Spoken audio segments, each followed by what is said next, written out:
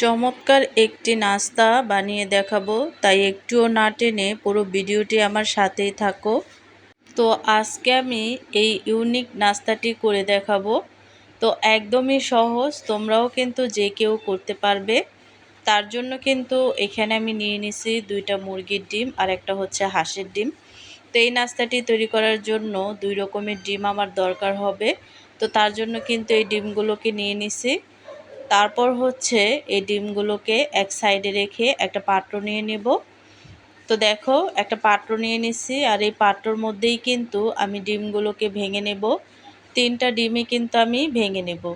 তো hi guys, আসসালামু আলাইকুম, welcome back to my channel. কেমন আছো তোমরা সবাই? আশা করছি ভালো আছো।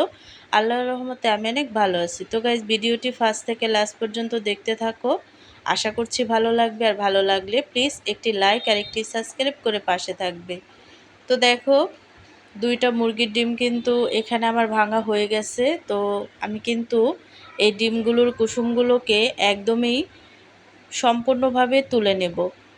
ডিমের সাদা অংশ থেকে কুসুম আলাদা করার সময় খেয়াল রাখবে যেন কুসুমের সামান্য অংশ সাদা অংশে না পড়ে। একটু কুসুম লেগে থাকলেও কিন্তু ডিমের সাদা অংশ বিট করলে সুন্দর ফর্ম হবে না।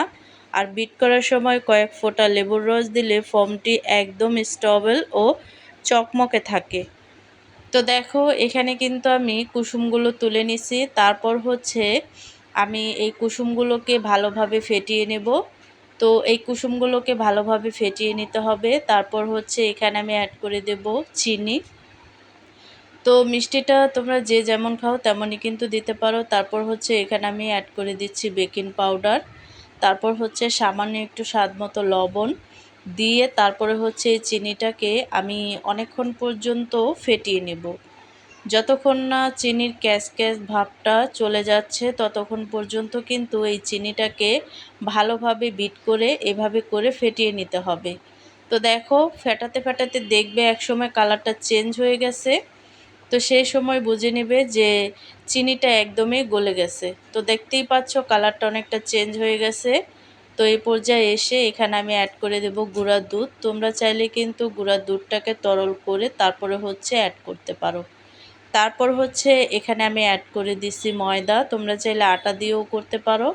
তো ময়দাটা দেওয়ার পরে কিন্তু ভালোভাবে এই ডিমের অংশের সাথে মিশিয়ে নিতে হবে। তো এখানে আমি একটু পানি অ্যাড করছি, যেহেতু ডোটা অনেকটা একটু শক্ত শক্ত টাইপের লাগছে, তার জন্য কিন্তু পানিটা অবশ্যই ব্যবহার করতে হবে। তোমরা চাইলে তরল দুধ ব্যবহার করতে পারো। তো পানিটা দিয়ে দিয়ে তারপরে হচ্ছে আমি একটা স্মুথ ব্যাটার তৈরি করে নেব। তো দেখো, এখানে কিন্তু আরেকটু পানি লাগবে। তো একটু একটু করে পানি দিয়ে দিয়ে তারপরে হচ্ছে সুন্দর একটা ব্যাটার তৈরি করে নেব। আর লাড়তে লাড়তে দেখবে যে ব্যাটারটা কিন্তু হয়ে গেছে। তো এভাবে করে এই ব্যাটারটাকে আমি ভালোভাবে তৈরি করে নিছি। দেখতেই পাচ্ছ একেবারেই কিন্তু স্মুথ একটা ব্যাটার তৈরি হয়েছে। আর দেখতেই পাচ্ছ, তো তোমরা কিন্তু যে যতটুক নাস্তাটি খাবে ততটুক পরিমাণেই কিন্তু এই নাস্তাটিকে তৈরি করে নিতে পারো। তো দেখো, খুব সহজভাবে কিন্তু ব্যাটারটি তৈরি হয়ে গেছে। তারপর হচ্ছে ব্যাটারটিকে আমি একটা সাইডে রেখে এখানে আমি যে সাদা অংশটা ছিল সেটাকে কিন্তু আমি ভিট করে ফর্ম তৈরি করে নেব। আর এটা কিন্তু একেবারেই হ্যান্ডউইচ দিয়ে করে নেব। তোমরা চাইলে কিন্তু যাদের ইলেকট্রিক ভিটা আছে তারা কিন্তু ওইটা দিয়ে করতে পারো। তবে এই হ্যান্ডউইচ দিয়ে করলেও কিন্তু অনেকটা সহজভাবে ফর্মটাকে তৈরি করা যায়। তো যাদের ঘরে ওই যাদের ঘরে ফর্ম তৈরি করার জিনিসটা নেই তারা কিন্তু এভাবে করে খুব সহজভাবে এই ফর্মটা তৈরি করতে পারো। তারপর হচ্ছে একটা তাওয়া নিয়ে নিয়েছি। তাওয়াটা অলরেডি অনেকটা গরম হয়ে গেছে। তারপর হচ্ছে যে ব্যাটারটা আমি আগে থেকে রেডি করে রাখছিলাম সেটা কিন্তু একদম উপর থেকে ভালোভাবে এই ব্যাটারটাকে আমি সম্পূর্ণটা ঢেলে দেব, দিয়ে ঢেকে দেব। আর ঢেকে দেওয়ার পরে কিন্তু একদম হালকা আঁচে আমি এই নাস্তাটি তৈরি করে নেব। তুলতুলে মেঘের মতোই ক্লাউড প্যানকেকের নাস্তাটি একদম পারফেক্ট করার জন্য ওই 2টি জাদুকরি কিচেন টিপস অবশ্যই মনে রাখবে। তাওয়া ব্যাটার দেওয়ার সময় এবং উপরে ফর্ম সাজিয়ে কেক করার পুরো সময় চুলার আঁচ একদম হালকা আঁচ রাখতে হবে। প্যানে দিয়ে ভাপ আটকে সেদ্ধ করতে হবে। আঁচ বেশি থাকলে নিচ থেকে প্যানকেক পুরো লাল হয়ে যাবে, কিন্তু ভেতরের কুসুম ও ফোম কাঁচা থেকে যাবে। দেখো সম্পূর্ণ ফোমটা দিয়ে মাঝখানে আমি হাঁসের ডিমের কুসুমটা ছিল সেটা কিন্তু এখানে আমি অ্যাড করে দিছি, জাস্ট একটু সৌন্দর্যের জন্য। এভাবে দিলে কিন্তু অনেকটা ভালো লাগে। তারপর হচ্ছে একটা ঢাকনা দিয়ে ঢেকে হালকা আছে, তারপরে হচ্ছে এই নাস্তাটি আমি ভালোভাবে ভেজে নেব। আর নিচ থেকে কিন্তু একেবারেই ভালোভাবে হয়ে গেছে, তো আরেকটু হবে, তার জন্য কিন্তু আমি আবারও ঢেকে দেব। তো এভাবে ঢেকে ঢেকে তারপরে হচ্ছে এই নাস্তাটিকে আমি ভালোভাবে তৈরি করে নেব।